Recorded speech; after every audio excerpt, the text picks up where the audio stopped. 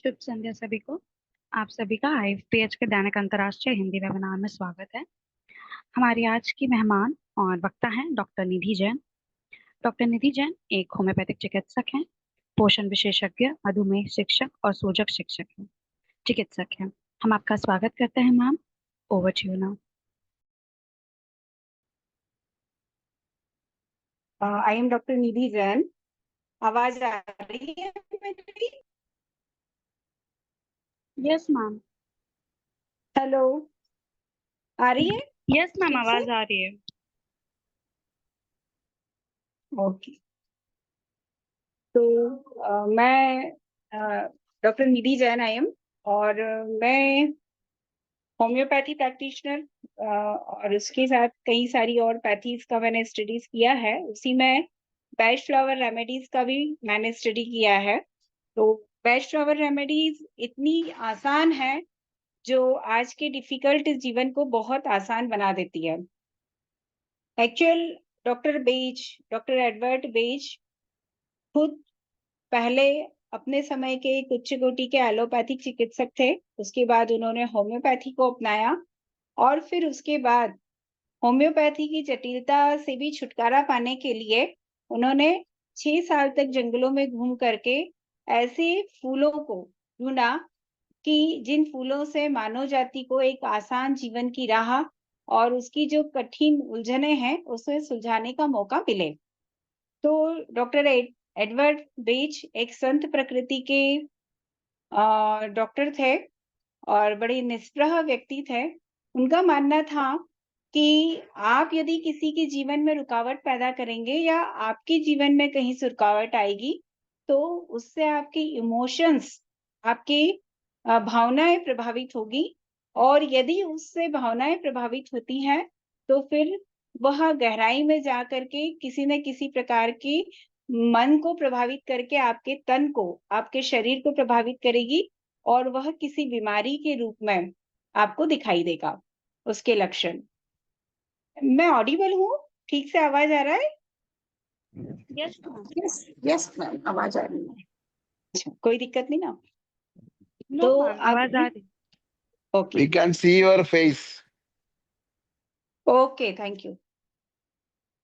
तो जो एडवर्ड बेच जो थे, डॉक्टर एडवर्ड बेच, उन्होंने बहुत अच्छे से एक बहुत आसान सी चिकित्सा पद्धति को आविष्कृत किया, और निश्चित रूप से वो मानव जाति के लिए वरदान है, एक तरह से अमृत की तरह है। और यदि हम उसका थोड़ा सा भी स्टडी कर लें, थोड़ा सा भी उसका अच्छे से अध्ययन कर लें, तो निश्चित रूप से हम ह्यूमैनिटी के लिए बहुत ही अच्छा काम कर सकते हैं। तो आज हम बात करेंगे कि फ्लावर रेमेडीज हमें नए नए आयामों में, नए नए तरीके से, कहाँ किस प्रकार से आज की लाइफ में हमें काम आती है, और किस प्रकार से आज की दुनिया में या आज की जटिल जीवन में वो किस प्रकार से हमारे जीवन को आसान बनाती है। तो sorry to interrupt you ma'am, आपका स्क्रीन शेयर नहीं हुआ है। आपने अपना स्क्रीन शेयर नहीं किया है। शेयर नहीं करा, हाँ, कैसे करें? ऑप्शन आता है मैम आपके स्क्रीन पे, स्क्रीन शेयरिंग का एक ऑप्शन आएगा मिडिल में। आपने मोबाइल से भी किया है तो भी आपका हाँ, वो शेयर का, हाँ, वो ऑप्शन आएगा मिडिल में है स्क्रीन शेयरिंग का। मैं कैसे, ये यहाँ ऑडियो और वीडियो दो ऑप्शन आ रहे हैं। ऑडियो और वीडियो, स्क्रीन शेयरिंग का मुझे ऑप्शन दिख नहीं रहा है, मैम मैं राइट इसीलिए साइड शायद शेयर ऑप्शन रहे वहाँ पे। कहाँ आप बताएंगे तो मैं कर पाऊंगी, मैं समझ नहीं पा रही हूँ। मैंने भी मोबाइल से ज्वाइन किया, टैप से किया, बट वो ऑप्शन आता है मैम स्क्रीन पे ही आता है। अच्छा, पर जब पार्टिसिपेंट्स का होगा ना, उसके जस्ट लेफ्ट साइड में कॉर्नर में आपको आएगा। ये आप देखिए, मेरा इस तरह से लैपटॉप पे आ रहा है, स्क्रीन दिख रहा है। अब मैं क्या करूँ? लैपटॉप से आप है लैपटॉप? हाँ, लैपटॉप पे भी है मैम, तो लैपटॉप पे भी तो आपका स्क्रीन शेयरिंग का ऑप्शन आता है। आई डोंट नो, इतने तो मैं भी नहीं, मुझे पता इतना आइडिया है, बट वो ऑप्शन स्क्रीन पे ही क्लियर होता है। अभी यहाँ मोबाइल पे भी नहीं आ मैम रहा है और उस पे भी लैपटॉप नहीं। से आप जूम से कनेक्ट कर लीजिए। जूम से ही कनेक्ट हूँ मैं। लैपटॉप पे मैम। नहीं, यस, आप मोबाइल से कनेक्टेड है ना, तो आप मैं आपको ये दोनों तो पे लग रहा है कनेक्ट हूँ। दोनों से है, तो अच्छा। अच्छा, आपका आपने एक से ही आपने कनेक्ट किया, आपको होस्ट बनाया गया, सॉरी को होस्ट बनाया गया। आप दूसरे डिवाइस को भी, रुकिए, मैं आई थिंक मैं भी होस्ट हूँ। मैं आपका दूसरा डिवाइस कौन सी किस नाम से है, मैं आपको बनाती हूँ। डेल। मैं आपको होस्ट नाम बताइए, आप किस नाम से दूसरे डिवाइस से जुड़ी हैं। डेल डेल डेल लैपटॉप है डेल का। डेल का है, जस्ट मिनट। नहीं मैम, डेल से तो कुछ कोई डिवाइस ही नहीं कनेक्टेड है। आप उससे भी कनेक्ट होइए, आप फिर उस डिवाइस से कनेक्टेड। कनेक्ट नहीं है। अच्छा, वो ये थोड़ा यहाँ शायद नेटवर्क इशू है, तो ये ठीक है, मैं मोबाइल से ही कंटिन्यू रखती हूँ। ठीक ठीक, ऐसा करें, ओके। है ना, समय जा रहा है हमारा। मैं ठीक ठीक है, इसलिए कोई कह नहीं रही कोई थी कि मुझे एक बार थोड़ा सा अपन कनेक्टिविटी देख लेते हैं पहले, तो अच्छा रहता। बट आपका ठीक है। डिवाइस कनेक्टेड नहीं है, आपका मोबाइल ही कनेक्ट है, अच्छा, लैपटॉप डिवाइस नहीं कनेक्टेड नहीं है। कनेक्ट। अच्छा अच्छा। Zoom, आप लैपटॉप ठीक से है। भी जूम से कनेक्ट कर दीजिए, लैपटॉप को भी जूम से कनेक्ट कर देंगी ना। ये आ रहा है जूम टर्म्स एंड सर्विस आ रहा है, और ये जस्ट मिनट, ये क्यों नहीं कनेक्ट हो रहा है मुझे भी अदरवाइज तो। ये लिंक है ना, जो मैंने व्हाट्सएप पे ओपन किया, और ये जूम मीटिंग।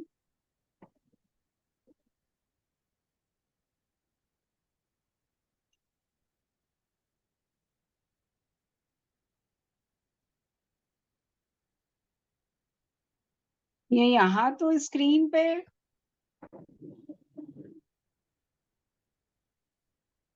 ये ऐसा आ रहा है। अब आप मुझे कुछ गाइड कर पाएंगे क्या कि अब मुझे क्या करना है? आपको दिखाई दे रहा है मेरा लैपटॉप का स्क्रीन? लैपटॉप का स्क्रीन दिख तो रहा है मैम, बट वो क्लियर नहीं दिख रहा है। एक अच्छा, मिनट, हाँ तो मैम ये नीचे बस दो ही ऑप्शन है इनके, तो वीडियो और ऑडियो का। इसमें तो दो ही सिर्फ ऑडियो वीडियो ऑप्शन है। Yes ma'am. चलिए ठीक है, मैं ऐसे ही कंटिन्यू रखती हूँ, है ना। ठीक है आप ठीक कहें तो मैं आपको वीडियो शेयर कर देती हूँ, तो आप यदि दिखा सकेंगे तो दिखा दीजिएगा, ऐसा हो सकता है। वीडियो शेयर, बट मैं भी नहीं कर पाऊंगी क्योंकि मैं भी मोबाइल से ही कनेक्टेड हूँ। अच्छा, वीडियो तो शेयर के लिए आपको वो भेजना पड़ेगा ना मुझे। हाँ, मुझे हाँ, आप व्हाट्सएप वो करके वो भेजेंगी तो भी मे भी वो हो जाए। चलो कोई बात नहीं, छोड़ते हैं। हाँ ठीक है, मैं कोई नहीं, आप, हाँ आप ऐसे ही बता कंटिन्यू।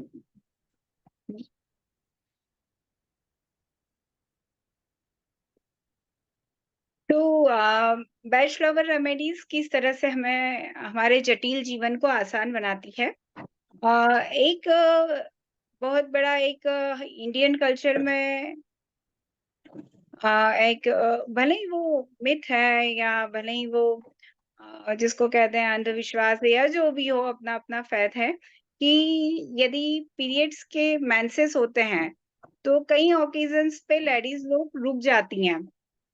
उनका कुछ स्पेशल कोई वर्शिप होती है, या कुछ और ओकेजन होता है, तो फिर उस समय में वो कोई हार्मोनल पिल्स लेके पीरियड मेंसेस को आगे या पीछे करती हैं, जो उनके लिए काफी हार्मफुल होता है। और इस तरह पीरियड्स को डिले या अर्ली लाने के लिए मेरी जानकारी में तो नहीं है कि होम्योपैथी में भी कोई दवा है। उस समय एलोपैथी पर ही जाना पड़ता है, होम्योपैथ को भी। तो फ्लावर रेमेडीज हमें बहुत वहाँ मदद करती है। यदि हमको पीरियड्स अर्ली करना हो, कुछ 2-4 दिन जल्दी लाना है तो भी लाए जा सकते हैं, 2-4 दिन डिले करना है तो भी किए जा सकते हैं। तो वहाँ फ्लावर रेमेडीज हमें बहुत अच्छा हेल्प करती है। ये मैंने अपने मन से मैंने कहीं किसी बुक में पढ़ा नहीं, बट मेरा एक अपना चिंतन चला, और उसमें मैंने ट्राई किया था कि जिनको यदि पीरियड्स अर्ली आते हैं, या अर्ली उनको थोड़ा सा डिले करना है, मान लीजिए कि 15 का किसी का प्रोग्राम है और उसकी डेट भी 15 की है, या 14 की है, तो ऐसा रहता है ना कि भई अब क्या होगा, फिर पीरियड्स आ जाएँगे तो उस समय इम्पेशेंस करके दवाई यदि दी जाए, तो वो दवाई पीरियड्स को 2-4 दिन डिले कर देती है और फिर ऐसे समय में अ, उस पेशेंट का वह काम निकल जाता है। Am I audible? सबको समझ में आ रहा है ना? Yes, yes, ma'am, you are audible. Okay.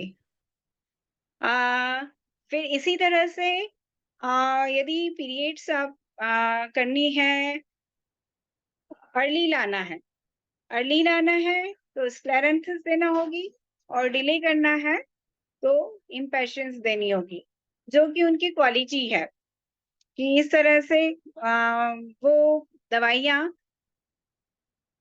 Hormones को भी चेंज करके और पीरियड्स को जल्दी या देर से ला करके और हमारे जो ऑकेजन्स हैं, स्पेशल ऑकेजन्स के दिनों को निकाल सकती हैं। तो ये एक बहुत मुझे अच्छा रिजल्ट मिला और मुझे लगता है कि 10 आउट ऑफ 8-9 लेडीज में इसका पॉजिटिव रिजल्ट मिलता है। कोई एक आध को ही कोई ऐसा होता है कि मेंसेस आगे पीछे ना हो, अदरवाइज तो लगभग पेशेंट यही आके कहती हैं कि अरे हमारा काम हो गया और जो हमारा प्रॉब्लम था वो सॉल्व हो गया। ठीक है? तो इसके बाद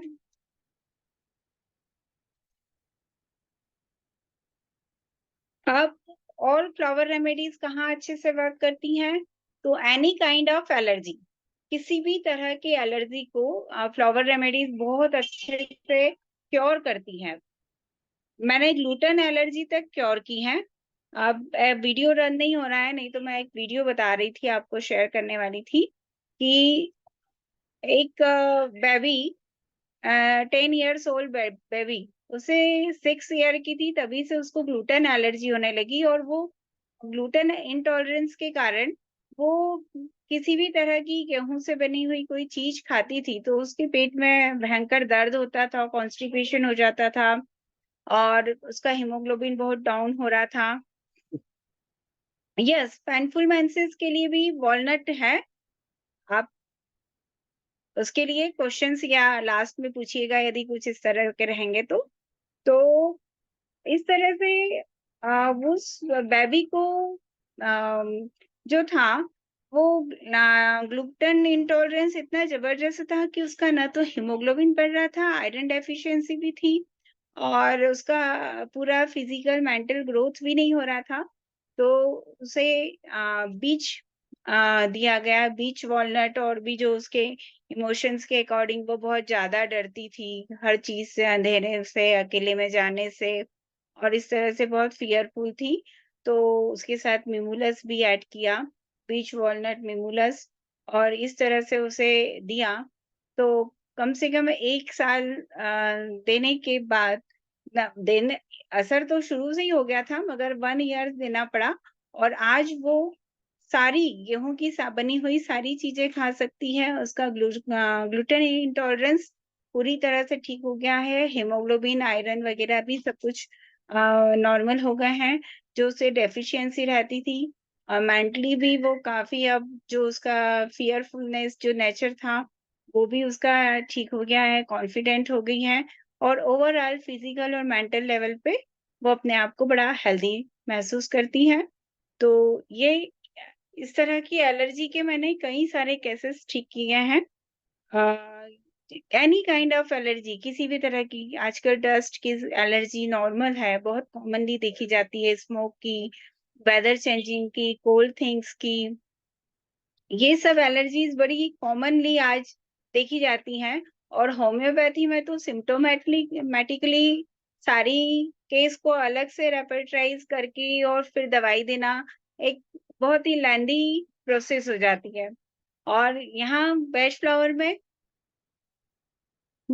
यदि हम अ, बस एलर्जी का पेशेंट दिखा है तो बीच वॉलनट और उसके नेचर के अकॉर्डिंगली और भी उसमें मेडिसिन ऐड कर सकते हैं, जैसे कि उस बेबी को बहुत वो उसे नॉन फियर था, बहुत फियरफुलनेस था तो मैंने मिमोलस ऐड कर दिया। इस तरह से नेचर को देख करके और भी कुछ उसमें मेडिसिन ऐड करके एलर्जी को परमानेंट क्योर किया जा सकता है।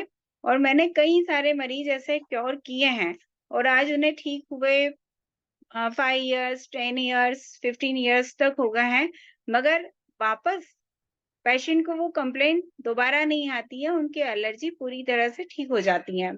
तो ये हमारे लिए बेस्ट फ्लावर रेमेडीज एक वरदान की तरह इस समय में काम करती हैं।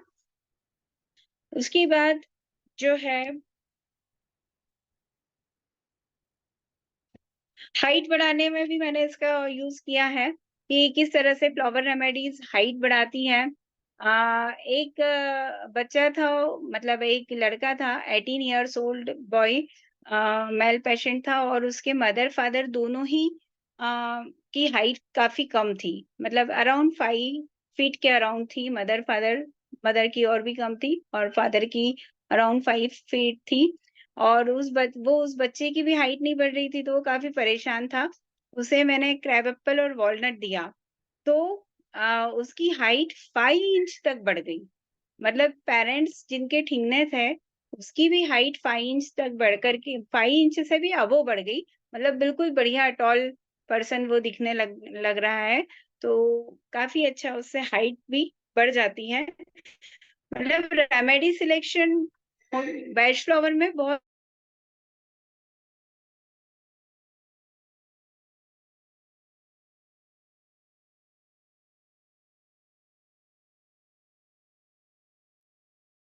निधि जी, आप अपने को अनम्यूट कर लीजिए। निधि जी, आप अनम्यूटेड हो गई हैं, अनम्यूट कर लीजिए। निधि जी, आप अपने को अनम्यूट कर लीजिए, अपने को अनम्यूट कीजिए। मैम आवाज प्लीज अनम्यूट योरसेल्फ, आप म्यूटेड है। आप अनम्यूट का बटन मैम दबाइए। आपकी आवाज नहीं आ रही है, आपके स्क्रीन में ऑप्शन, हाँ स्क्रीन में ऑप्शन होगा, एक्चुअली इनका नेटवर्क इशू है। और मैम आप अपने स्क्रीन में आपका ऑडियो का ऑप्शन होगा, उस पे आप क्लिक कीजिए।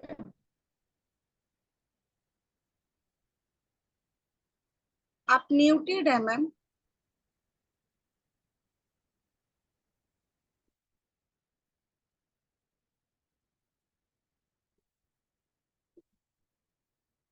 नि- निधि जी, आप देखिए, आवाज आ रही है हम लोग की? आप उसको अनम्यूट का बटन दबाइए। अ, दीपमाला जी, देखिए उसका अनम्यूट कर मैसेज दीजिए उसका। हेलो।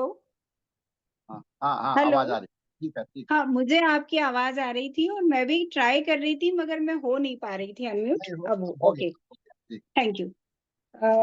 जी, तो हाइट बढ़ाने में भी फ्लावर रेमेडीज बहुत अच्छा काम करती हैं। मेरी आवाज कहाँ तक आई? ग्लूटेन इंटॉलरेंस वाला केस तो सुना ही होगा कि किस तरह से ऑस्ट्रेलिया की एक बेबी का ग्लूटेन इंटॉलरेंस परमानेंटली क्योर हो गया, जिसे डॉक्टर ने कहा था कि आपको जिंदगी भर तक ग्लूटेन फ्री डाइट ही लेनी होगी। वह आज 1 साल से गेहूं की बनी हर चीज खा पा रही है, उसे कोई दिक्कत नहीं है। नहीं तो उसके पहले उसे कॉन्स्टिपेशन, आयरन डेफिशिएंसी, हीमोग्लोबिन की कमी, ये सारी चीजें रहती थी। अब रिपोर्ट्स में उसकी सारी रिपोर्ट्स भी नॉर्मल आ गई है और वो सब कुछ खाती है। खाने के बाद भी उसे पेट दर्द, कॉन्स्टिपेशन जो कि पहले सिम्टम्स रहते थे, वो कुछ भी नहीं रहते हैं। तो इस तरह से एलर्जी को हम बहुत अच्छे से, बहुत आसान तरीके से फ्लावर रेमेडीज से हम ठीक कर सकते हैं। अ, और इस तरह हाइट बढ़ाने में फ्लावर रेमेडीज में क्रैब एप्पल और वॉलनट का कॉम्बिनेशन बहुत अच्छा वर्क करता है, जिससे जिनके पेरेंट्स की हाइट कम है, उनकी भी हाइट बढ़ाई जा सकती है। और मैंने करीब 5 इंच से भी ज्यादा हाइट ऐसे बच्चों की बढ़ाई है जिनके पेरेंट्स, मदर फादर बोथ, दोनों ही कम कद के थे, दोनों की ही हाइट काफी कम थी और उन बच्चों की भी हाइट अच्छे से बढ़ पाई है। फिर आज के जटिल जीवन का एक बड़ा वो रहता है कि कैरियर डिसीजन आज बच्चों के लिए बड़ा प्रॉब्लम होता है कि भाई हम क्या करें, ये कोर्स करें, वो कोर्स करें, इधर जाएं, वो जाएं। वो उनके इंटरेस्ट का कोर्स ढूंढ नहीं पाते हैं और इस तरह से जब हम रुचि वाला कोई काम नहीं करते हैं तो वो काम हमारे लिए बर्डन हो जाता है, और जब वो बर्डन लंबे समय तक रहता है, तो वह आगे जाके बीमारी का भी रूप कई बार ले लेता है। तो ऐसे समय में वाइल्ड ओट करके जो मेडिसिन है, वह मेडिसिन हमें सही रास्ता बताती है। हमारे करियर को चुनने के लिए एक हमें दिशा-निर्देश देती है कि हमारा रुचि, हमारा इंटरेस्ट इस तरफ है और हमें इधर जाना चाहिए। तो इसमें करियर डिसीज़न में भी बहुत अच्छा वर्क करती है फ्लावर रेमेडीज़, जो कि आज एक बड़ा समस्या है। और इसी तरह से ऑक्यूपेशन का सिलेक्शन करने में भी वाइल्ड ओट बहुत अच्छा काम करती है। जैसे कि एक युवक है, जो अपने बिज़नेस को या अपनी किसी भी प्रकार का ऑक्यूपेशन को सेटअप नहीं कर पा रहा है कि मैं क्या करूँ? मेरे पास 4 ऑप्शन है, 10 ऑप्शन है, मैं किधर जाऊँ, क्या करूँ? तो इस तरह से करने के बाद वाइल्ड ओट यदि ली जाती है, तो yes, okay. Doctor Nidhi ji, आपके पीछे जी, में जो लाइट है बहुत स्ट्रांग है, उसको थोड़ा सा धीमा कर लीजिए। लो कोट पे, हाँ, अभी अभी तो और धीमा हो गया, बैकग्राउंड में है। अच्छा ठीक है, चलिए आप जैसे, हाँ आप ठीक है, आप ठीक। जी, थैंक यू। तो इस तरह से मैं डोजेज़ देती हूँ दिन में 4-4 पिल्स, जो होम्योपैथी की फुल पिल्स होती है 30-40 नंबर वाली, और 4-4 पिल्स दिन में 7 से 8 बार लेने का कहती हूँ। तो निश्चित रूप से बहुत जल्दी फ़र्क पड़ता है और बहुत ही अच्छा रिज़ल्ट मिलता है। हम केवल 4 बार देते हैं ना, तो फिर इतना फ़ास्ट रिज़ल्ट नहीं मिलता है, और आज हमें फ़ास्ट रिज़ल्ट देना होता है पेशेंट को। तो 8 बार यदि दी जाती है मेडिसिन्स, तो बहुत ही वंडरफुल वर्क करती है। और 2-4 दिनों में ही पेशेंट कहते हैं कि हाँ, हमारी साइकोलॉजी में चेंज हुआ, मेंटली हम लोग काफ़ी चेंज हो गए। उनका एलर्जिक प्रॉब्लम भी यदि था, तो उसमें काफ़ी कमी आ जाती है। मतलब 2 दिनों के अंदर ही। बहुत लंबा है कि भई 15-20 दिन ले रहे हैं, फिर असर कर रहा है, ऐसा नहीं होता है। तो फ्लावर रेमेडीज़ को हमें फ्रीक्वेंटली रिपीट करना होता है। यदि हम फ्रीक्वेंटली रिपीट करते हैं, तो उसके बहुत अच्छे रिज़ल्ट, हमें फ़ास्ट रिज़ल्ट मिलते हैं। और मैंने 15-15 टाइम्स भी दिया है मरीजों को, जब वो बहुत डिसअपॉइंट थे और बहुत ही क्रॉनिक डिसीज़ में थे, और बिल्कुल वो पेशेंट को जब लग रहा था कि बस अब तो मैं जाने ही वाला हूँ, मेरा दिन आ गया है। तो ऐसे समय मैंने 15 टाइम्स भी 1 दिन में दिया, और इस तरह से 6-6 महीने तक भी फ्लावर रेमेडीज़ चलाई हैं। तो ये समझिए कि जो पेशेंट बिल्कुल मौत के मुँह में चला गया था, वो भी आ जाता है, और उसमें भी जीवन की आशा जग जाती है, और वो भी पूरी उसकी मन उसका सकारात्मक हो जाता है, इसलिए बॉडी भी उसकी उसी तरह से काम करती है, और बहुत क्रोनिक डिसीज़ेज़ भी बहुत अच्छे से, बहुत आसानी से और बहुत जल्दी से हम रिकवर कर पाते हैं। तो हम इसे होम्योपैथी के साथ भी ऐड कर सकते हैं, और सिंगल होम फ्लावर रेमेडीज़ भी दी जा सकती है। जहाँ पर हमें जैसी ज़रूरत होती है, वैसा हम इनका यूज़ कर सकते हैं। कई बार तो फ्लावर रेमेडीज़ ही अपने आप में पर्याप्त होती हैं, और उनके साथ होम्योपैथी ऐड नहीं करना पड़ती है। उसके बाद ज ये इमोशंस कंट्रोल करने में बहुत अच्छी मदद करती हैं, क्योंकि हम सब जानते हैं कि मन पहले बीमार होता है, फिर तन बीमार होता है। तो यदि इमोशंस को हम कंट्रोल कर लेते हैं पहले ही, तो उसका शरीर पर कोई नेगेटिव इफ़ेक्ट आता ही नहीं है, और वही इमोशंस कंट्रोल हो जाते हैं। जैसे किसी में बिटरनेस किसी चीज़ को लेकर के आ गई है, कोई कड़वाहट, रोष वाली स्थिति आ गई है किसी व्यक्ति के प्रति, या कोई घटना को लेकर के कि अरे! ये व्यक्ति तो बहुत ही ऐसा है, इसने मेरा ऐसा बिगाड़ा कर दिया है, या इसने मुझे इस तरह से परेशान किया है, मेरी लाइफ में जो दुःख आया है उसका ज़िम्मेदार वो व्यक्ति है या वो घटना है। तो ऐसे समय में हम विलो मेडिसिन देते हैं, तो व्यक्ति जो ब्लेमिंग वाला उसका नेचर होता है, उसका ब्लेमिंग वाला नेचर में काफ़ी इम्प्रूव होता है, और वो इस तरह से दूसरों को ब्लेम नहीं करता है, और वो अपनी गलतियाँ ढूँढने लगता है। जो फॉल्ट फाइंडर होता है, वो सेल्फ फॉल्ट फाइंडर बन जाता है। तो इस प्रकार से इमोशंस बिटरनेस, रोष, कड़वाहट, रिसेंटमेंट, इन सबको विलो बहुत अच्छे से कंट्रोल करती है। लैक ऑफ कंसंट्रेशन आज की एक बड़ी समस्या है कि भई हम तो कोई भी चीज़ कहाँ रखी और भूल जाते हैं। और बहुत जल्दी से लैक ऑफ कॉन्फिडेंस कि कोई भी चीज़ करने में हमें कॉन्फिडेंस नहीं रहता और मतलब हम कर पाएँगे या ना कर पाएँगे, तो उसके लिए लार्ज करके एक मेडिसिन होती हैं, जो काफ़ी इफ़ेक्टिव होती हैं। जैसे बच्चों में कई बार होता है कि वो टिमिड होते हैं, स्टेज फ़ियर होता है उन्हें और यदि हम उन्हें लार्ज और हार्मबिम यदि दोनों का कॉम्बिनेशन देते हैं, तो निश्चित रूप से उनकी जो टिमिडिटी है और जो स्टेज फ़ियर है या जो सोशल फ़ियर जो उनमें होता है, हेजिटेशन होता है, वो सब भी काफ़ी कवर हो जाता है और बच्चे में बोल्डनेस आ जाती है और बच्चा काफ़ी फ्री हो जाता है। उसके बाद सेल्फिशनेस, पजेसिवनेस एक इमोशन है कि भई आदमी बहुत स्वार्थी होता है, बस वो अपना ही सोचता है, अपने ही शरीर के लिए सोचता है या अपने ही सुख-दुःख से उसे परवाह होती है, वो और किसी के लिए बिल्कुल नहीं सोचता है। तो चिकोरी करके मेडिसिन होती हैं, जो उसके इस इमोशंस को कंट्रोल करती हैं और वो फिर दूसरों के लिए भी सोचने लगता है, दूसरों के सुख-दुःख के बारे में भी वो चिंता करता है। ओके, पर बोलते हुए मैं राइट डाउन कर पाऊँगी ये थोड़ा मुश्किल पड़ेगा, बाद में आप मुझसे पूछ लीजिएगा, ठीक है? तो इस तरह से सेल्फिशनेस को भी काफ़ी हद तक इस इमोशंस को भी काफ़ी हद तक हम कम कर सकते हैं चिकोरी के द्वारा। उसके अ, लैक ऑफ ऑब्जर्वेशन जो है वो चेस्टनट बट करके एक मेडिसिन होती है, उसमें लैक ऑफ ऑब्जर्वेशन होता है, रिपीटेडली वही-वही मिस्टेक करता है पर्सन, वो भले ही बच्चा हो या बड़ा हो, वो अपनी गलतियों से सीखता नहीं है, बार-बार वही गलतियाँ दोहराता है।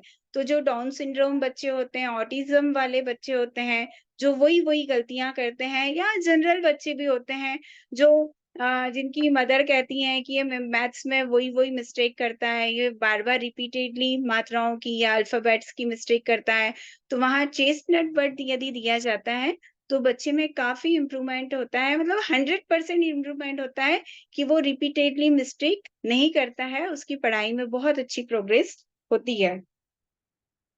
फिर fear of losing control of mind इसके लिए चेरिब्लम करके एक मेडिसिन है जब पेशेंट को लगता है कि मेरा माइंड मेरे कंट्रोल में ही नहीं है और वो कुछ सनकी वाली हरकतें करता है कुछ भी चीज गुस्से में उठा के फेंक देना गुस्से में किसी को भी मार देना या बड़ों के सामने भी मैनर्स लेस बिहेवियर करना या कोई अपशब्द कह देना इस तरह से जो जिसका कह दें कि उसके अपने माइंड पर या उसका अपने आप पर भी कंट्रोल नहीं होता है, वहाँ पे यदि हम चिकोरी देते हैं सॉरी वहाँ पर हम चेरिब्लम करके एक मेडिसिन होती है वो देते हैं, तो जो व्यक्ति का सेल्फ कंट्रोल खोया हुआ होता है वो उसका उसका इमोशंस अपने आप में कंट्रोल में आने लगता है और उसका इस तरह से सनकीपना या पागलपना दूर हो जाता है।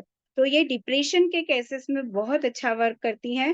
डिप्रेशन के केसेस में पेशेंट कहते हैं कि भई मैं उस समय गुस्सा आता है तो कुछ भी उठा के फेंक देता हूँ या अपने मदर-फादर को भी कुछ नहीं देखता हूँ। कई बार तो उन पर भी हाथ उठा देता हूँ या इस तरह का।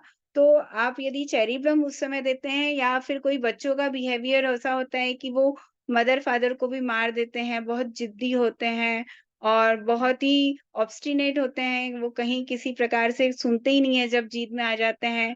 तो ऐसे समय में हम चेरी प्लम देते हैं, तो बहुत ही अच्छा वर्क करता है।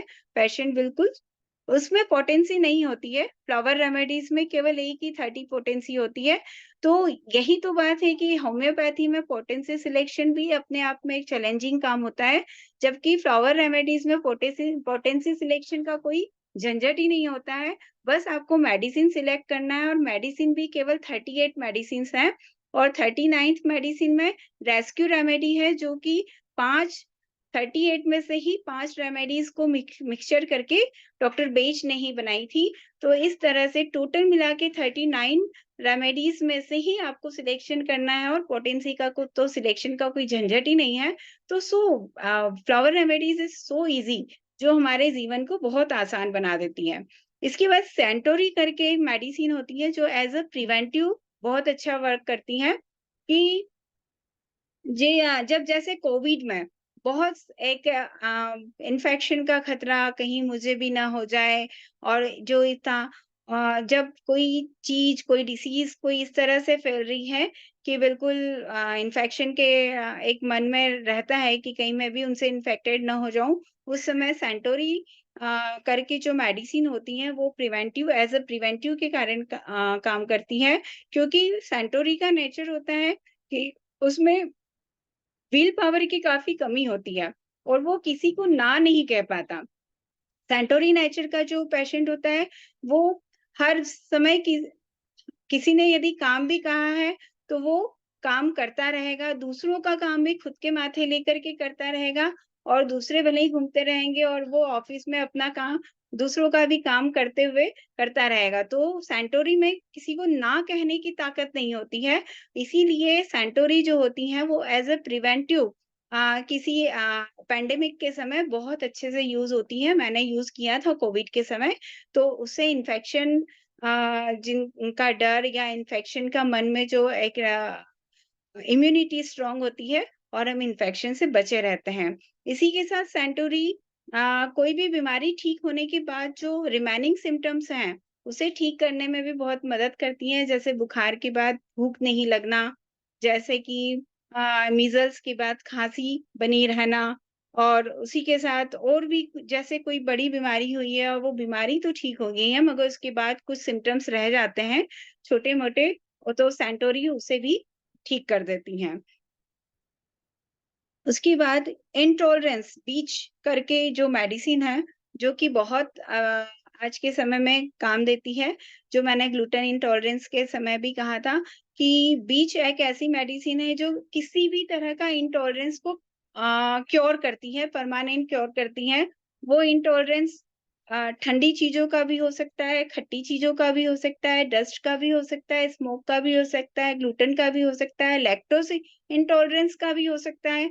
एनी काइंड ऑफ इंटॉलरेंस आप जो हैं, उसके लिए मैंने एनी काइंड ऑफ एलर्जी के लिए बीच वंडरफुल वर्क करती है। मैंने कई मरीजों में इसको यूज़ किया है, आँख मीच करके देती हूँ मैं, और वंडरफुल रिज़ल्ट मिलते हैं और परमानेंट क्योर हो जाते हैं मरीज।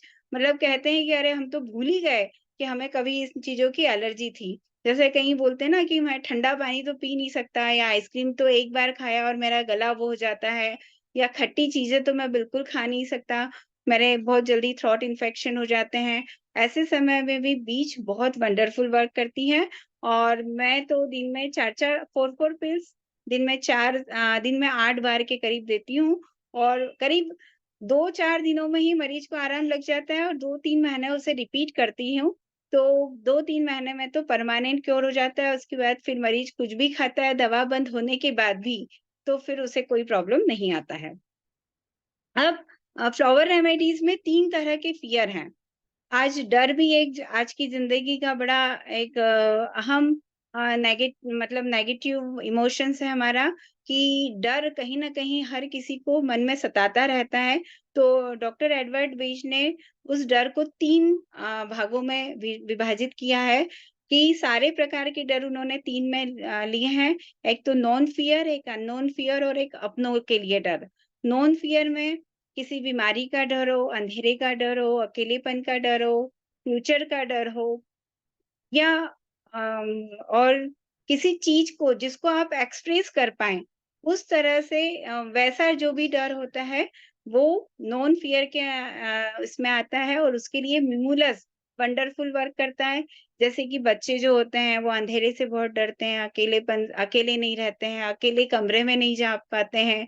आप मिमोलस दीजिए, बिल्कुल बढ़िया बच्चे का डर खत्म हो जाता है। बड़े भी कहीं-कहीं फ्यूचर को लेके बहुत ज़्यादा डरे हुए होते हैं, या बीमारी का डर, कई बार किसी को कैंसर का बहुत डर बैठा हुआ होता है, किसी को किसी चीज़ का डर बैठा हुआ होता है।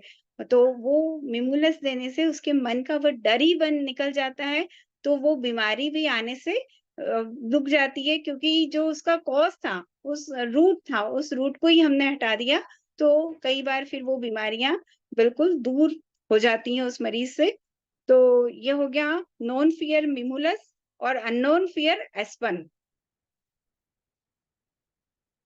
नहीं, ज़रूरी नहीं है कि होम्योपैथी मेडिसिन रिक्वायर्ड रहे। कई केसेज़ में हम होम्योपैथी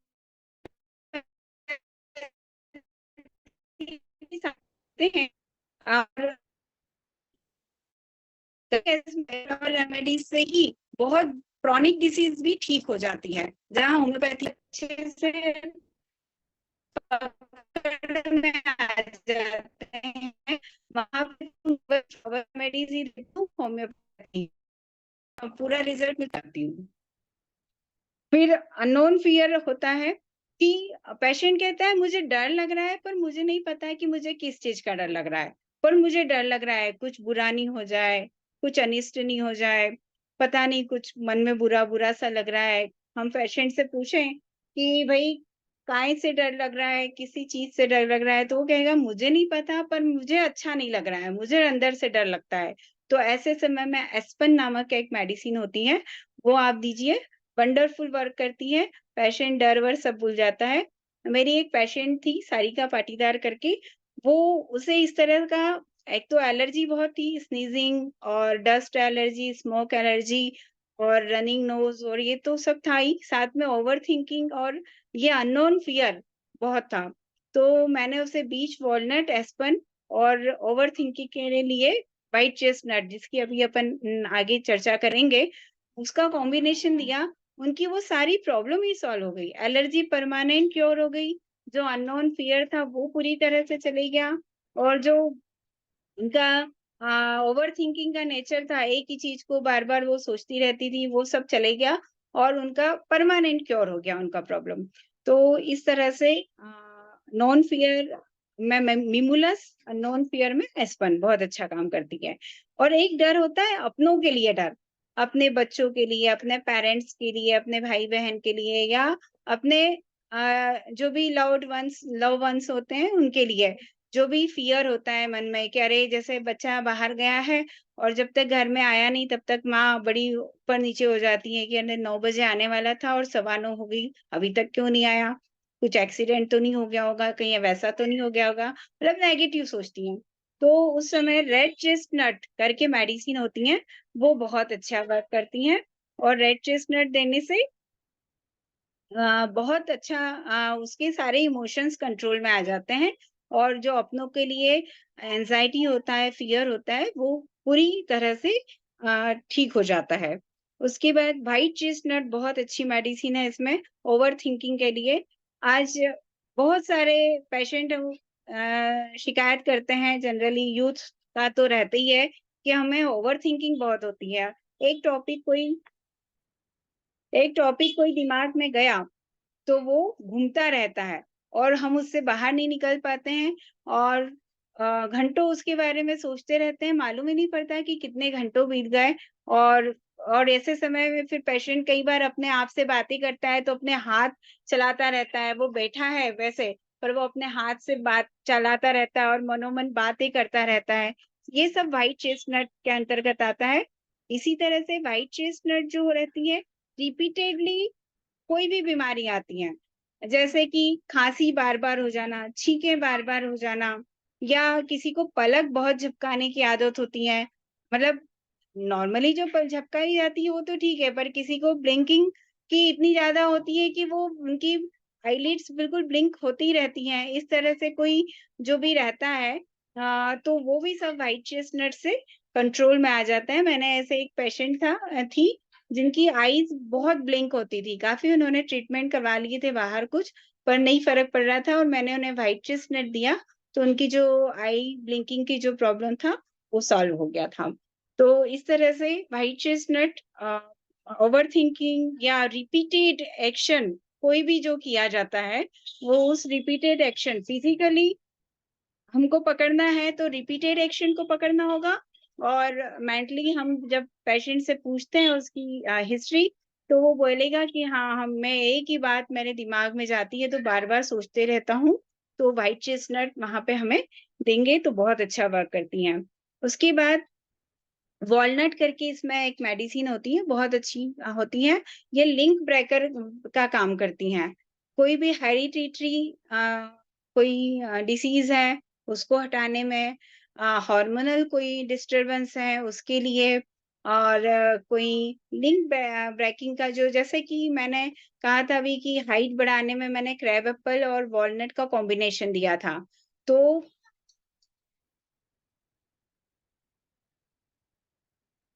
यस। तो ये तो कहीं पे भी होम्यो केमिस्ट पे मिल जाती हैं फ्लावर रेमेडीज, और इसे बनाने का जिस तरह से हम होम्योपैथी मेडिसिन बनाते हैं उसी तरह से इसे प्रिपेयर टाइप किया कर जाता रहे है। हैं, एक बॉटल प्लीज एक अभी बॉट मत कीजिए, इनको बोलने दीजिए, आप टाइप बाद में कीजिएगा, है ना। टाइप जो आप क्वेश्चन कर रहे हैं, क्वेश्चन का जवाब बाद में दिया जाएगा। आप थोड़ा सा वेट कीजिए और निधि जी को अपना लेक्चर देने दीजिए, बीच में डिस्टर्ब मत कीजिए। जी।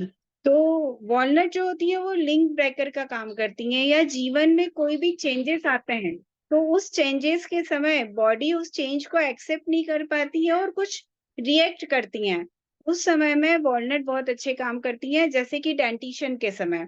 डेंटिशन जब होता है, कई बच्चों को लूज मोशंस होते हैं, किसी को वोमिटिंग्स होती हैं, किसी को सर्दी खांसी होती है, किसी को फीवर आता है, अलग अलग। अब होम्योपैथी में हम जाएंगे तो हमें उसका बहुत सारी मेडिसिन में एक सिलेक्शन करना होगा, और यहाँ पर हम आँख मीच करके वॉलनट दे सकते हैं। और मैं कई बच्चों को डेंटिशन के समय देती हूँ, 3-4 महीने, 6 महीने कंटिन्यू दिलवा तो बड़े जाते हैं। तो डेंटिशन के साथ एक ये चेंज होता है। दूसरा चेंज आता है पीरियड्स जब होते हैं, या जब पीरियड्स मेंसेस आते हैं उस समय कई लोगों को किसी का है अलग सिम्टम होते हैं। अब होम्योपैथी में हम जाएंगे तो हमको पूरा रेपर्टराइज करना पड़ता है केस, और यहाँ तो हमने डिस्मेनोरिया देखा, डिस्मेनोरिया देख करके हम सीधे वॉलनट दे देते हैं और वंडरफुल वर्क करता है। 1-2 महीने में तो पेशेंट के जो नेक्स्ट मेंसेस आते हैं वो बड़े कंफर्टेबली आते हैं, उसमें कोई दिक्कत नहीं रहता है। तो इस तरह से ये डायबिटीज भी, यदि हेरिडिटरी किसी की डायबिटीज की है और पेशेंट के मन में ऐसा है कि मुझे जो है मेरे फादर को थी, मेरे मदर को थी, तो मुझे भी डायबिटीज हो गई है। तो इस तरह से जब हेरिडिटरी हिस्ट्री मिले और पेशेंट के माइंड में वह हो, तो फिर वहां पर हमें वॉलनट देनी चाहिए। उससे अच्छे रिजल्ट हमें मिलते हैं डायबिटीज को कंट्रोल करने में भी। तो इस तरह किसी भी प्रकार का चेंज लाइफ में जो होता है उसे ठीक करने के लिए वॉलनट बहुत अच्छा काम करती हैं। और फिर वाइन करके इसकी एक मेडिसिन होती है जो डोमिनेशन, एम्बिशियस, क्रुएल्टी वाला नेचर होता है। जो तानाशाही प्रवृत्ति होती है ना, कि किसी को भी दबा करके रखना, डोमिनेट करना। तो इस तरह से जैसे कभी माँ का नेचर ऐसा होता है कि बच्चों को बहुत डोमिनेट करके रखती है, या सास का, बहू का, या उनसे किसी का भी हो सकता है। तो इस डोमिनेशन में हम यदि वाइन देते हैं तो व्यक्ति के नेचर में चेंज आता है, उसका डोमिनेशन का नेचर ही हट जाता है, और उस डोमिनेशन के कारण उसको जो फिजिकल सिम्टम थे, जो फिजिकली जो उसको इलनेस थी, वो भी उसकी चली जाती है और वो क्योर होता है। तो इस तरह से वाइन बहुत अच्छा वर्क करती है। फिर ओवर एंथुसियाज्म में वर्वेन करके एक मेडिसिन होती है, जो अति उत्साहित लोग होते हैं, जो अपनी कैपेसिटी से ज़्यादा मेहनत कर लेते हैं, बहुत हार्ड वर्किंग होते हैं, या उत्साह में आकर के बहुत ज़्यादा काम कर लेते हैं और फिर बहुत एकदम से थक जाते हैं। तो वर्वेन करके एक रेमेडी होती है जो बहुत अच्छा काम करती है। तो जो हाइपर एक्टिव बच्चे होते हैं, उसके लिए मैं वर्वेन बहुत अच्छा वर्क करती है। मैं कई हाइपर एक्टिव बच्चों को मैंने दिया है वर्वेन। तो उस वर्वेन से वो बच्चों की एक्टिविटीज़ काफ़ी नॉर्मलाइज़ हो जाती हैं। जो वो बच्चा एक जगह बैठता नहीं था, पढ़ने नहीं बैठता था, स्कूल में भी इधर-उधर भागता था और पढ़ाई में उसका मन ही नहीं लगता था, कुछ न कुछ हाथ-पैर की एक्टिविटीज़ उसकी चलती रहती थी, लैक ऑफ कंसंट्रेशन रहता था, वो सब चीज़ें कंट्रोल में आ जाती हैं और एक नॉर्मल बच्चे जैसा, एक सामान्य अच्छे बच्चे जैसा वो एक जगह बैठ कर के पढ़ने लगता है, अपनी एक्टिविटीज़ अच्छे से करने लगता है। तो ये हाइपर एक्टिविटी बच्चों में वर्बेन बहुत अच्छा वर्क करती है। उसी के साथ स्टार ऑफ बेथलेहम करके एक मेडिसिन है, जो कि मेंटल या फिजिकल किसी भी लेवल पे यदि कोई शॉक लगा है किसी को, तो उसमें बहुत अच्छा वर्क करती हैं। जैसे किसी का अपना कोई एकदम से एक्सीडेंट हो गया, या कुछ ऐसे कोई बैड न्यूज़ सुनने में आ गई और उसे बहुत मेंटली शॉक लगा है, तो आप स्टार ऑफ बेथलेहम दीजिए, बहुत अच्छा काम करेगी। या किसी ने कोई ऐसी बात सुनी और एकदम से उसे कार्डियक अटैक आ गया, आप उस समय भी स्टार ऑफ बेथलेहम देंगे तो उसका वहाँ अटैक वहीं रुक जाता है। और मैंने देखा है कि 15 मिनट में तो पेशेंट एकदम नॉर्मल हो जाता है, भूल ही जाता है कि उसे कुछ इस तरह से एंजाइना पेन हो रहा था या अटैक जैसे कोई सिम्टम थे, बहुत जल्दी नॉर्मलाइज हो जाता है। तो इस तरह से फिजिकल और मेंटल उसमें जैसे इस कई बार क्या होता है कि प्रेगनेंसी के समय में माँ को यदि कोई ऐसा शॉक लगता है तो इसका इफेक्ट भी यदि बच्चे पर आता है तो बच्चा फिर बाद में डाउन सिंड्रोम होता है या कहीं ना कहीं सीपी या कोई उसे साइकोलॉजिकल लेवल पे कुछ प्रॉब्लम्स होती हैं, वहां पर भी हमें स्टार ऑफ बेथलेहम देते हैं तो बहुत अच्छा वर्क करती हैं। और वो शॉक से जो भी उसके साइड इफेक्ट्स थे वो साइड इफेक्ट्स उसके दूर हो जाते हैं। तो ये है।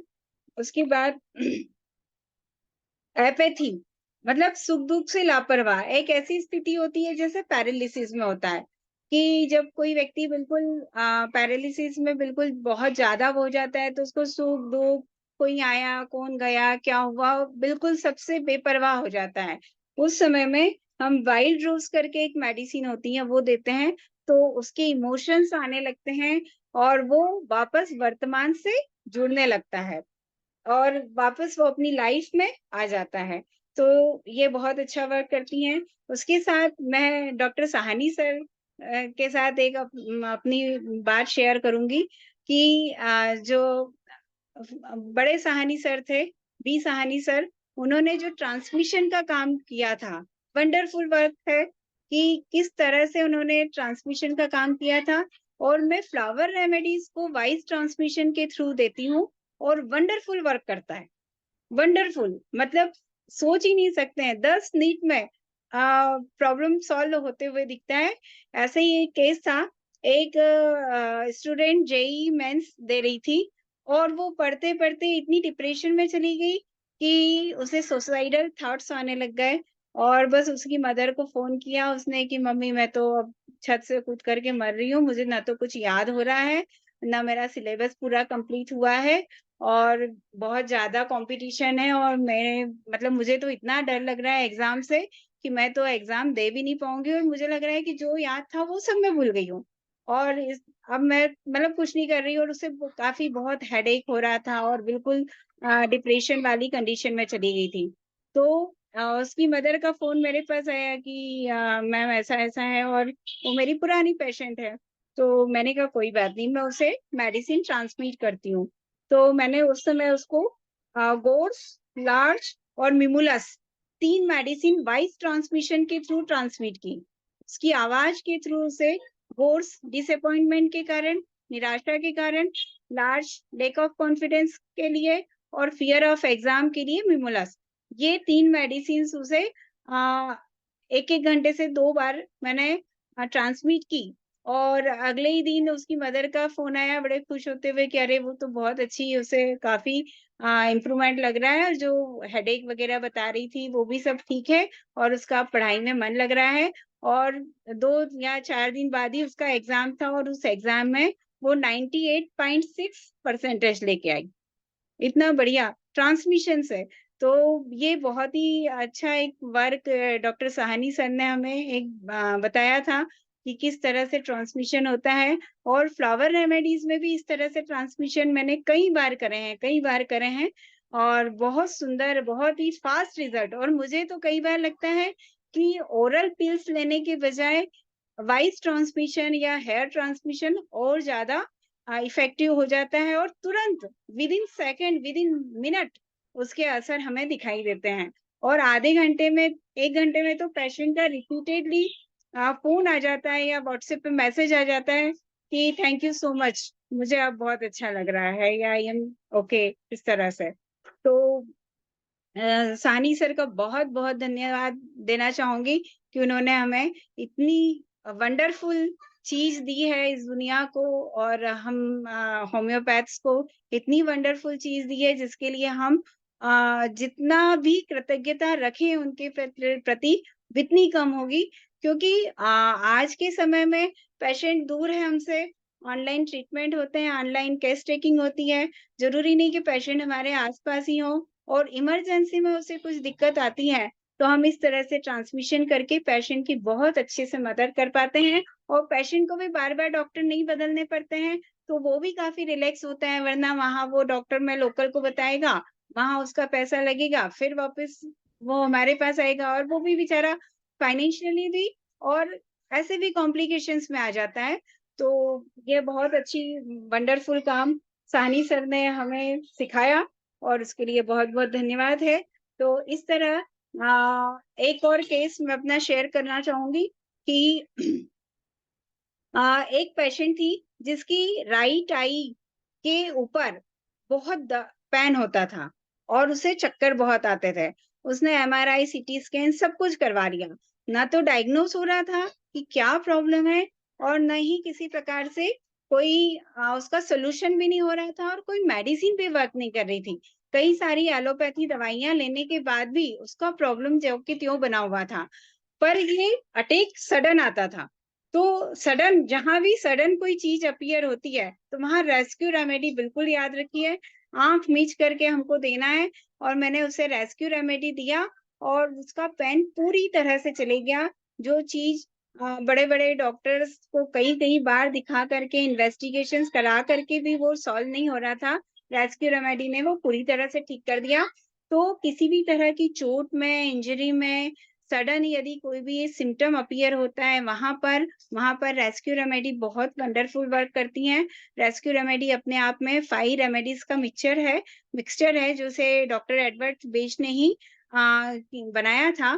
तो इस प्रकार से बेस्ट फ्लावर रेमेडीज़ अपने आप में मानव जाति के लिए एक वरदान है, और इस वरदान का हम भरपूर उपयोग करें, और मानव जाति को सुकून, सुख, स्वास्थ्य, प्रसन्नता, आनंद दें, तो निश्चित रूप से हमारे लिए एक बहुत ही यह ग्रेट जॉब रहेगा। Thank you so much. अब कुछ प्रश्न पूछने हैं यदि, तो उसके लिए रख लें सर? 2-4 मिनट बचे आप हैं। चैट बॉक्स में देख लीजिए, कुछ क्वेश्चंस आपके जवाब रह गए हैं, तो उसको थोड़ा सा जवाब दे दीजिए। कुछ का तो आपने ऑनलाइन लेक्चर के दौरान दिया है, कुछ का आपको बाकी रह गया होगा। चैट बॉक्स देख रही हैं निधि जी? लैपटॉप से तो, पर ये मेरा नेटवर्क इशू आ रहा है कि मेरा मैं मोबाइल देख भी रहा हूँ। ठीक से वर्क नहीं कर रहा है। अच्छा, मैं पढ़ता हूँ, मैं देखता हूँ। ट्विचिंग ऑफ आईलिड्स के लिए जो बार बार आईलिड्स ट्विच करता है, उसके लिए क्या दवाई होगा, ये पूछ रहे वाइट हैं। चेस्टनट। White chestnut. दूसरा है सवाल है अनिल सिंह का, डॉक्टर अनिल सिंह का माइग्रेन के लिए। माइग्रेन के लिए कॉज क्या है हाँ, भाई, और माइग्रेन के समय सिम्टम क्या होते हैं, उस पर डिपेंड करेगा। फ्लावर रेमेडीज में हम बीमारी के नाम से, होता है ना कि हम बीमारी के नाम से, होता है कि आप बीमारी के नाम से नहीं कुछ दे सकते हैं। हेडेक के लिए पर्टिकुलर कुछ नहीं है, हेडेक के लिए 10 रेमेडी हो सकती है। पेशेंट का इमोशंस क्या है, पेशेंट के सिम्टम क्या है, उसका कॉज क्या है, ये सारी चीजें देख करके आप हेडेक के लिए दवाई देंगे तो वंडरफुल वर्क करेगा। जैसे मेडिसिन कहीं भी होम्यो केमिस्ट पे मिलेगी, जो भी थोड़ी सी होम्यो केमिस्ट बड़ी वाली होती हैं, वहां पर फ्लावर रेमेडीज भी मिल जाती है, या ऑनलाइन भी मिल जाती हैं। कुछ किताबों का नाम बताइए, रिपोर्टरी और मेटमेडी का। किताबों पर डॉक्टर दर्शन सिंह वोरा की किताब बहुत अच्छी है, मतलब बहुत ही इजी लैंग्वेज में उन्होंने फ्लावर रेमेडीज को डिस्क्राइब किया है। उसके साथ डॉक्टर जुगल किशोर जी की बुक है, वो भी काफी अच्छी है, और डॉक्टर कृष्णमूर्ति की है, वो भी अच्छी है। पर डॉक्टर दर्शन सिंह बोरा ने बहुत इजी वे में उसे डिस्क्राइब किया है, तो हम एक बार पढ़ते हैं तो हमें मेडिसिन याद हो जाती है, उसे याद करनी नहीं पड़ती है, एक बार पढ़ा तो दिमाग में जम जाती है मेडिसिन। तो इतना डोजेज का भी बताइए, डोजेज के विषय में आपने बताया कहा है है। क्या? डोज के विषय में, सॉरी? डोज के विषय में कितना मात्रा में देना चाहिए? हाँ जी, 4-4 गोली दिन में 7 से 8 बार मैं देती हूँ, और ज्यादा इंटेंसिटी होती है यदि कहीं प्रॉब्लम, तो 15 बार तक भी मैंने रिपीट किया है, और वंडरफुल रिजल्ट मिलते हैं। डिपेंडिंग करता है कि फ्रीक्वेंसी, इंटेंसिटी। यस। और एक और सवाल है doctor Ashok, female anger during pregnancy. Anger during pregnancy, तो चेरिब्लम एंगर के लिए वैसे चेरिब्लम है, पर फिर भी हमें और केस को समझना होगा। हम एकदम ऐसा कहेंगे तो थोड़ा जल्दी बाजी हो जाएगी। भाई उसका कॉज और क्या था, वो कहीं पहले हर्ट हुई थी क्या, है ना, या और कोई मन में और कोई जेलसी वाली, जैसे होली जो रेमेडी होती है वो जेलसी में बहुत अच्छा वर्क करती हैं, तो उस एंगर का कॉज क्या था ये पहले देखना पड़ेगा, फिर उसके अकॉर्डिंगली मेडिसिन देंगे तो वंडरफुल वर्क करेगा। मैम ये मोर देन वन मेडिसिन इस पे यूज कर सकते हैं, मतलब मिक्स अप करके मोर देन वन मेडिसिन को आप मिक्स करके आप ये पैच फ्लावर रेमेडीज को यूज। 5 रेमेडीज एक साथ डाल सकते हैं, क्योंकि डॉक्टर एडवर्ड बेच ने जो रेस्क्यू रेमेडी बनाई है वो 5 रेमेडीज का ही कॉम्बिनेशन है, खुद उन्होंने ही बनाया है। तो उन्होंने जैसे एक बना दिया है, उसके बाद हम हमारे पेशेंट के हिसाब से अपने कॉम्बिनेशन बना सकते हैं, कोई दिक्कत नहीं है। और मैं तो मुझे तो काफी समय से मैं यूज कर रही हूँ और कोई नेगेटिव इफेक्ट नहीं, सबसे बड़ी बात तो कोई एग्रीवेशन का झंझट नहीं है, कोई नेगेटिव इफेक्ट नहीं है, कोई पोटेंसी सिलेक्शन का झंझट नहीं है। रेमेडी सिलेक्शन भी कितना इजी है कि केवल 38 मेडिसिन में से आपको निकालना है। So very easy, very easy. Nidhi ji, हम लोग का समय पूरा हो चुका है, हम लोग आगे नहीं बढ़ पाएंगे, थोड़ा सा मिस्टेक हो गया है इसमें। आप इस टाइम पोस्ट हैं। ये नहीं, दीपमाला जी आप समझ रही होंगी, आप पोस्ट रह चुकी हैं और आप डिस्कनेक्ट हो गई। नहीं एक्चुअली मेरे साइड से नेट डिस्कनेक्ट हो गई, दैट्स व्हाई मैम पोस्ट हो गई, तो मैम ही अब। एक मिनट दीपमाला जी, निधि जैन जी मेरी बात जी सुन रही हैं? जी। आपको गलती से होस्ट हो गया, ये डिस्कनेक्ट होने से होस्ट हो गई हैं। आप कृपया करके आप देखिए, ये जो पार्टिसिपेंट्स के लिस्ट में जाइए। सर मेरे मोबाइल में वो आ नहीं रहा है, पता नहीं क्या हो गया ये। नहीं, आपको वहां पर देखिए, क्योंकि आप अगर चेंज नहीं करेंगे तो बहुत मुश्किल हो जाएगा आगे का प्रोग्राम में। तो मैं लीव करती हूँ जी, आप आगे का प्रोग्राम के लिए आपको ऐसा कीजिए, आप अभी प्रोग्राम से आप निकल जाइए तो शायद मेरे को पोस्ट हो ओके, जाएगा। मैं नए थी अपना। हाँ, आप अपने को बाहर निकल जाइए। आप मैं भगा नहीं रहा हूँ, थोड़ा सा हाँ, ओके। तो सर बट IFPH वो है ही नहीं, अभी ज्वाइन किए ही नहीं है, वो खुद ही डिस्कनेक्ट हो गए हैं। और निधि जी का तो अभी भी होस्ट में है। हाँ वो होस्ट है, बट वो IFPH भी जो थे ना वो डिस्कनेक्टेड हो गए शुरू में ही। तो मैम अगर वो ऑफ होंगी तो सारे लोग वो, आई थिंक मुझे लग रहा है ये प्रोग्राम ही कट ऑफ हो जाएगा ये। Sir, please make Dr. Neha Kakar. I shall arrange it. Dr. Dhanesh, kindly do it because she is unable to do it. Sir, Okay, now I can change. So Neha, shall I make the Dr. Neha Kakar as the host? yes, sir. Yes, sir. Neha Kakar as the host. Just a moment. Sir yes यहाँ की बात host yes.